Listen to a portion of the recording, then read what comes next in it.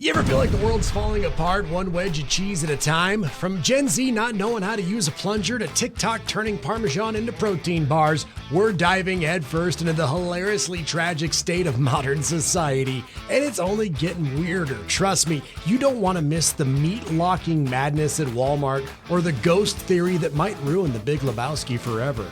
Welcome to Fireside News, where the news is weird and the takes are hot. Let's dive in. Generational squabbling is a whole lot of fun. Older folks love complaining about how kids these days wouldn't be able to function back in 1971, and the younger generations whine about how boomers aren't able to function, well, at least now. A website has put out yet another list of common skills that boomers are shocked that Gen Zers don't know, and here's some of them, like how to read a map and figure out directions without GPS, or how to address a piece of mail. How about this one? How to unclog a toilet using a plunger. How to tell time on a clock with hands. That's a tough one, huh? How to count correct change. How to type on an actual keyboard. How to mend clothes and sew on buttons. How to cook, also making it on the list. How to do basic handyman skills, like simple outlet replacement, changing a light fixture, installing a shelf on the wall, simple stuff like that. How to write a check is also something Gen Zers are lacking. How to use a manual can opener. How to write in cursive. How to drive a stick shift is a fading art. How to read Roman numerals. And how to use non-mobile technology. Seriously? One senior said, quote, "I'm not kidding. Young people have mostly used phones, haven't the slightest idea where a file went when they downloaded it or what to do with the PDF. It's pretty sad." Well, everyone is crazy about protein these days, which I guess is better than everyone being crazy about, cake. Food social media is filled with tips and tricks on how to pack your diet with protein. Some of them are legit, but this is just absurd. People are snacking on wedges of Parmesan cheese. That's right, Parmesan Reggiano is also known to be a high-protein cheese with more than 10 grams of protein per ounce. And one TikTok, a woman is sitting in her car unwrapping a full wedge of Parmesan, and the caption says, "I'm over protein bars, switching to full blocks of Parmesan." And then she just takes a bite off the block. It's pretty wild. Experts say the Parmesan is a solid protein source, but not great for binge snacking because of its higher fat and sodium levels. And if you add it to your diet, they suggest pairing it with fiber-rich foods, for balance. The latest protein hack, snacking on wedges of Parmesan cheese. Some Big Lebowski fans believe that Donnie, the character played by Steve Buscemi, wasn't real, but all just a matter of Walter's imagination. John Goodman. It's kind of a flimsy theory, but the dude himself isn't ready to write it off. During a recent screening, Jeff Bridges said, quote, "Hey man, the last few times I've seen the movie, I've run that theme, and it kind of works, man. Because the dude never, only one time, does he ever acknowledge Donnie. Just a thank you, Donnie." Jeff said it could have been humoring his friend Walter by pretending Donnie exists because he knows Walter has PTSD and, quote, "every once in a while, he's got to let Donnie in." One scene that directly contradicts the theory is when the dude and Walter release Donnie's ashes after he dies. But Bridges has an explanation for that too. He says the ashes are fake. Bridges says that he can imagine the dude paying a mortician $50 to play along because, quote, "I got a friend who's mentally challenged. He's about to put a ghost in his mind to rest." For the record, the Coen brothers were presented with this theory years ago, and they say it's complete hogwash. But I urge you to watch the movie again with this theory in mind and tell me it doesn't make sense.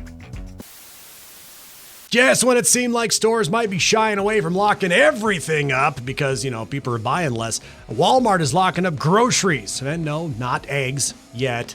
There are videos online of people in Walmart freaking out because their anti-theft locks on the meat. Yeah, they're not in a locked case, but they got tiny wire cages that apparently need to be unlocked at the register.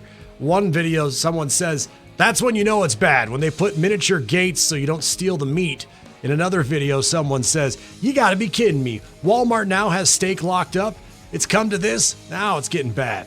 Well, you might have seen this before. Some locations have been doing it for years. But since it isn't happening everywhere, it sounds like it just might be a thing in high crime areas. Walmart hasn't commented on the latest post, but I bet you could flip through social media right now and come across a post of somebody trying to stuff a brisket in their pants. Have you noticed nicknames aren't as common anymore? A writer for the Wall Street Journal claims they're going extinct. He's got 5 kids, age 6 to 18, and none of them been given nicknames by their friends. He says none of their friends seem to have nicknames either. He claims all types of nicknames are in decline, everything from Junior to calling your buddy from Dallas Tex. And he thinks it's sad because nicknames are almost always a positive thing or a sign of affection, right? He says even initials like AJ or JD seem less common, partly because parents take their kids' names more seriously than they used to. His youngest kid has a few friends named William, and none of them go by Billy.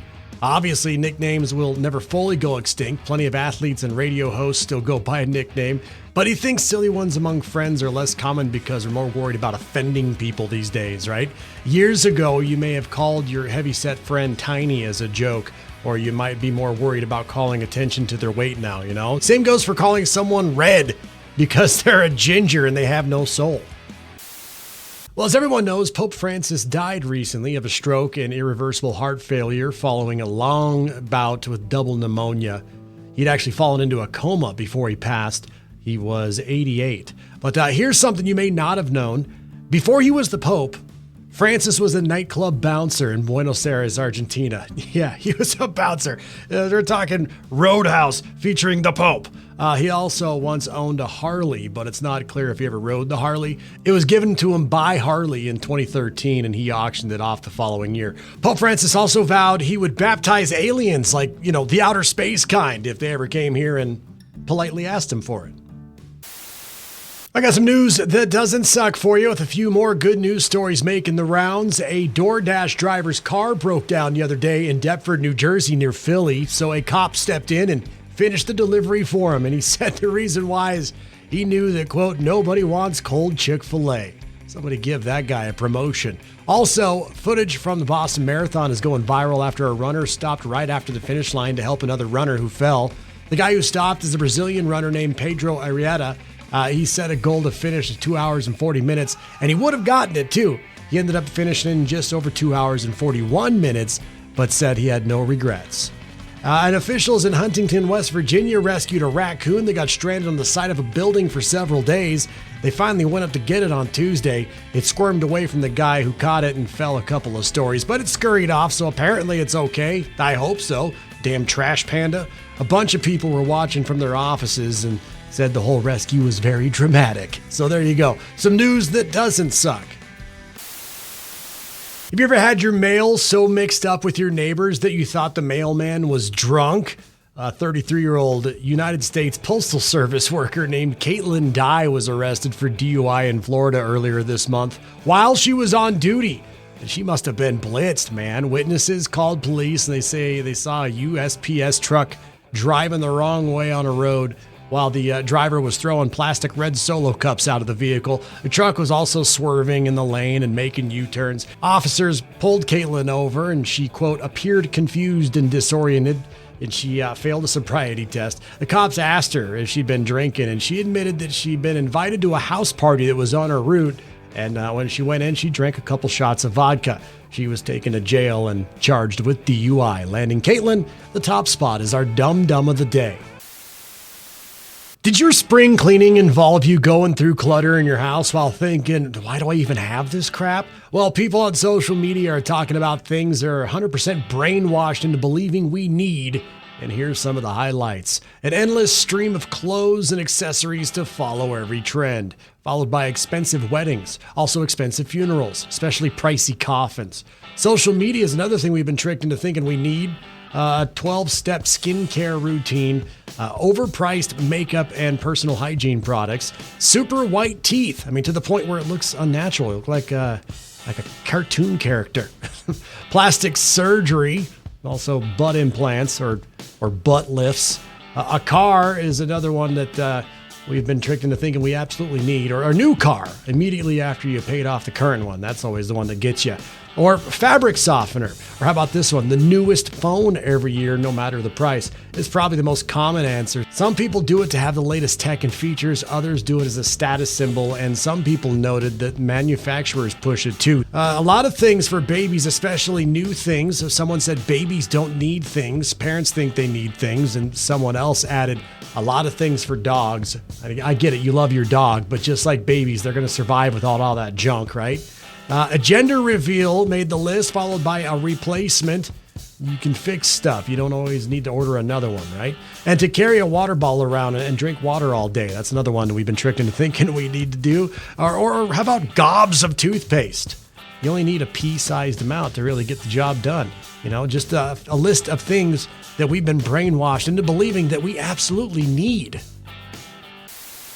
Well, if you made it this far, you're either entertained, confused, or binge snacking on cheese. Hey, no judgment. But if you love news that makes you laugh, think, and occasionally lose faith in humanity, I want you to hit the subscribe button. We drop new episodes of Fireside News every Friday at 3 p.m. Eastern, noon Pacific. Same sass, new absurdities, the good stuff. Be here next week. Your brain might not thank you, but your soul will.